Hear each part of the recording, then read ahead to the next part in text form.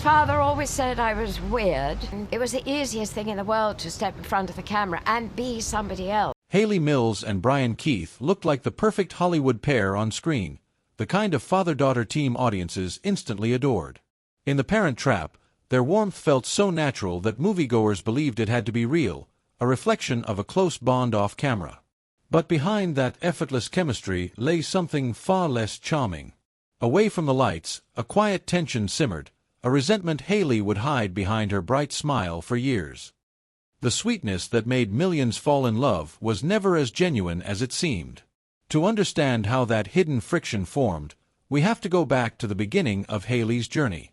Born April 18, 1946, into a family of British artistic royalty, her future seemed almost predetermined. Her father, Sir John Mills, was a respected giant of film. Her mother, Mary Hayley Bell, a celebrated playwright. Her sister Juliet, already an actress. Yet Hayley didn't chase fame, it came looking for her. At just 12, she was discovered by pure accident. Director J. Lee Thompson visited her home to discuss Tiger Bay with her father. The lead role had been written for a boy, until Thompson casually noticed Hayley nearby. Something about her presence instantly changed his mind. Without an audition, he rewrote the part entirely for her. The gamble paid off. Her performance stunned audiences and won her the BAFTA for Most Promising Newcomer in 1959. She returned to school, unaware that Hollywood was already watching, ready to pull her toward a destiny that would soon place her beside Brian Keith, where quiet admiration would slowly turn into something very different. Then fate intervened again, this time through an unexpected visitor. Caught in a London rainstorm, Lillian Disney ducked into a theater at random, simply looking for shelter. The film playing on the screen was Tiger Bay. One look at young Hayley Mills, and she was spellbound. She immediately urged her husband to meet the girl whose performance she couldn't forget. Walt Disney, who had been searching tirelessly for the perfect star for Pollyanna, flew to London without hesitation. Their meeting at the Dorchester Hotel was brief but decisive. After one conversation with the Mills family, Disney didn't ask for auditions or conditions. He offered Hayley a 5-year contract outright. No doubts. No negotiations. And when Pollyanna premiered in 1960, Hayley became an international sensation, winning the final Juvenile Academy Award ever presented. Overnight, she transformed into Disney's prized young star. To Hayley, Disney Studios felt like a haven. It was warm, protective, almost like joining a second family. Walt himself became the reassuring father figure every young actor dreams of, patient, kind, and genuinely invested in her potential. Within that safe bubble, Hayley believed she had escaped the darker side of Hollywood altogether. But not everyone who would later share the screen with her grew up surrounded by comfort. Brian Keith's childhood was the opposite, unstable, fractured, and marked by the emotional debris of a broken home. Born Robert Alba Keith Jr. on November 14, 1921, he came from a family of performers, yet their work brought no stability. His parents' marriage fell apart early, leaving him bouncing between separated households, never fully rooted, carrying a quiet toughness shaped by turmoil rather than privilege. Their worlds could not have been more different, and those differences would one day collide in ways no one watching The Parent Trap could ever have guessed. Brian Keith first stepped in front of a camera at just 2 years old, but his childhood impressions of Hollywood were nothing like the glittering dream most imagine. His early world brushed against tragedy. For a brief time, his stepmother was Peg Entwistle, the actress whose despair drove her to leap from the H of the Hollywood sign in 1932. Her death became one of Hollywood's most chilling legends, a warning of the industry's unforgiving cost. That dark shadow lingered over Brian long before he understood fame. Yet the event that shaped him most had nothing to do with Hollywood at all. At 19, in 1941, before America officially entered World War II, Keith enlisted in the Marine Corps without hesitation. After Pearl Harbor, he endured grueling training at Parris Island and soon found himself flying over the South Pacific in a Douglas SBD Dauntless dive bomber. As the rear gunner and radio man, a job with one of the highest fatality rates, he flew missions over Rabaul, ominously nicknamed the Valley of Death. He returned with an Air Medal for bravery, but the emotional scars of war stayed with him long after the fighting ended. When he eventually returned to acting, Keith refused to play dreamy heroes or polished leading men. Instead, he gravitated toward characters built from the same rough edges that defined his life: sheriffs with tired eyes, hardened ranchers, men who looked as if they'd survived something real. His blunt honesty and quiet toughness became his signature. Studio executives quickly understood Brian Keith wasn't a man who could be intimidated. He had faced death. Hollywood gossip held no power over him. And this seasoned veteran would soon find himself in Walt Disney's sheltered universe, acting alongside the studio's beloved young star, Hayley Mills. On the surface, The Parent Trap in 1961 promised wholesome family charm, but behind that light-hearted comedy was an enormous creative gamble resting on one teenager. At just 14, Hayley was expected to do something no Disney actor had done before: play both leads. She had to become two different girls: Susan, the rebellious California tomboy, and Sharon, the refined Boston twin. The entire film depended on her ability to switch identities flawlessly, a responsibility far heavier than the cheerful tone suggested. The technical demands of The Parent Trap were unlike anything Disney had attempted. To convince audiences that two Hayley Mills existed on screen at once, the crew turned to the most advanced tools of the era. Using the sodium vapor process, an early precursor to modern green screen, combined with painstaking split-screen shots, every frame had to be choreographed with mathematical precision. A misplaced hand, a wrong turn, even a breath out of sync could ruin an entire take. Footprints were marked on the floor, camera angles locked tight, and every movement had to mirror perfectly. One mistake meant starting all over again. And within that pressure cooker, the differences between Hayley and Brian Keith grew impossible to ignore. She came from the safety of an artistic family and a studio that treated her like its protected treasure. He arrived carrying the grit of war and the toughness of a life lived with few comforts. Two actors shaped by opposite worlds, forced into a process that left no room for error, and bonded them in a way the audience could never see. If either Hayley or her uncredited stand-in, Susan Henning, stepped just an inch off mark, the entire scene collapsed.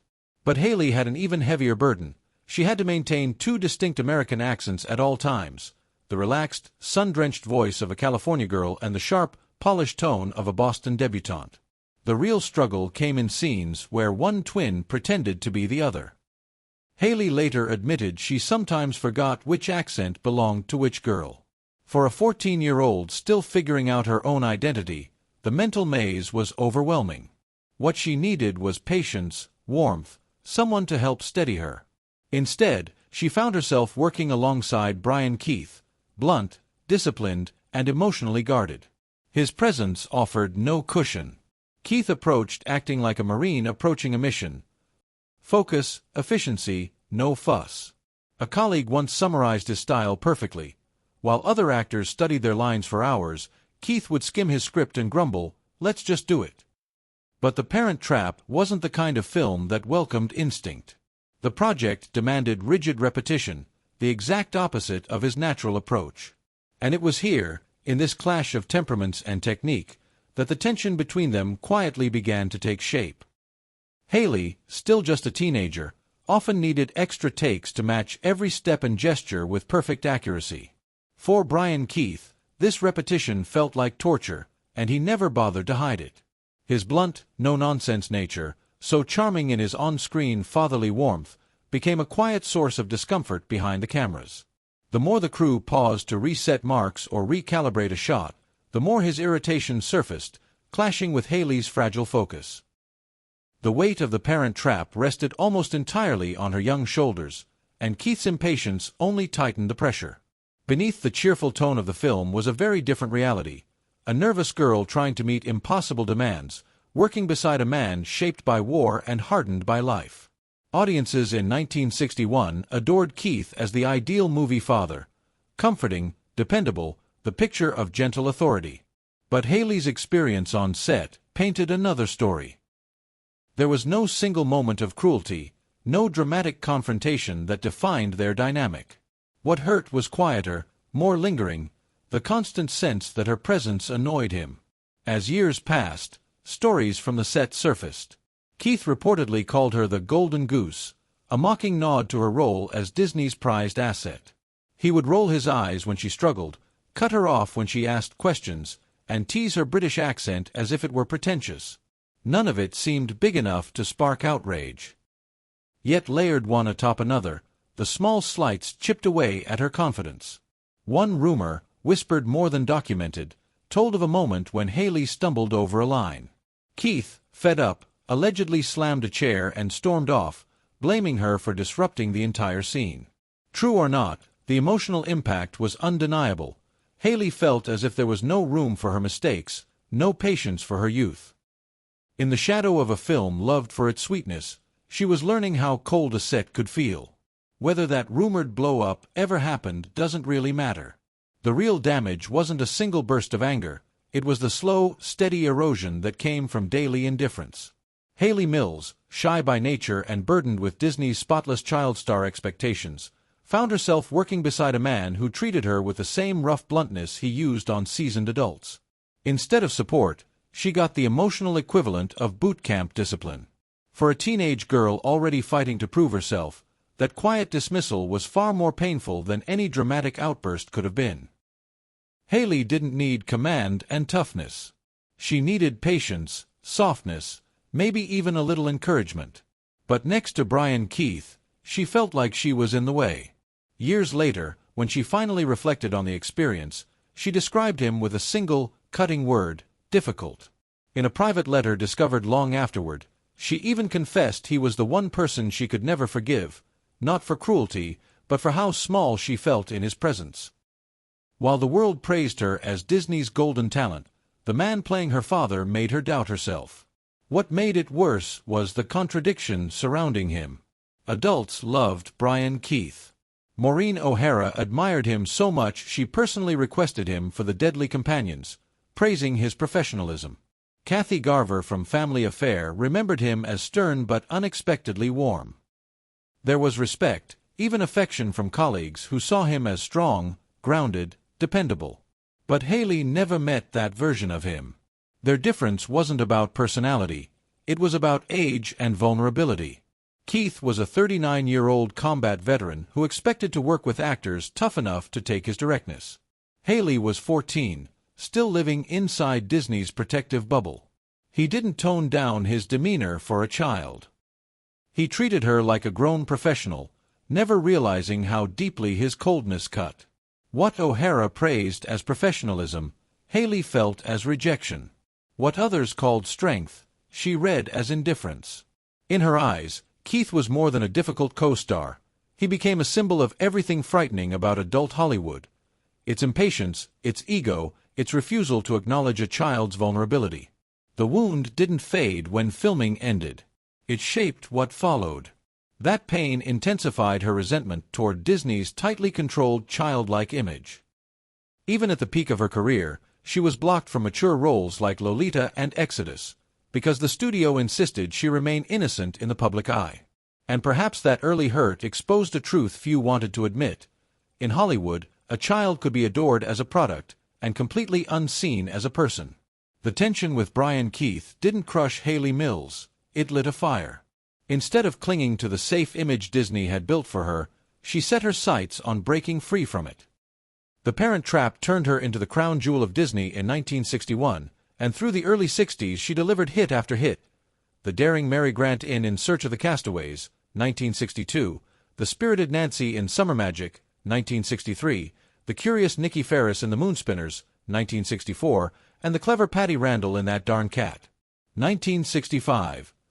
Disney trusted her more than any young star of the decade. But Hayley wanted depth, not just charm. She began pushing for roles with sharper emotional edges. The Chalk Garden, 1964, hinted at a darker side, and then came the shock that changed everything. The Family Way, 1966. No longer the sweet Disney girl, she stepped into adulthood as Jenny Fitton in a film that challenged audiences' expectations. And she didn't turn back. The unsettling psychological thriller Twisted Nerve, 1968, and the provocative Take a Girl Like You, 1970, showed she was willing to abandon innocence altogether if it meant growth. Television offered new possibilities. She revisited her roots in The Parent Trap 2, 1986, and its sequels, returning as an adult to the world that once confined her.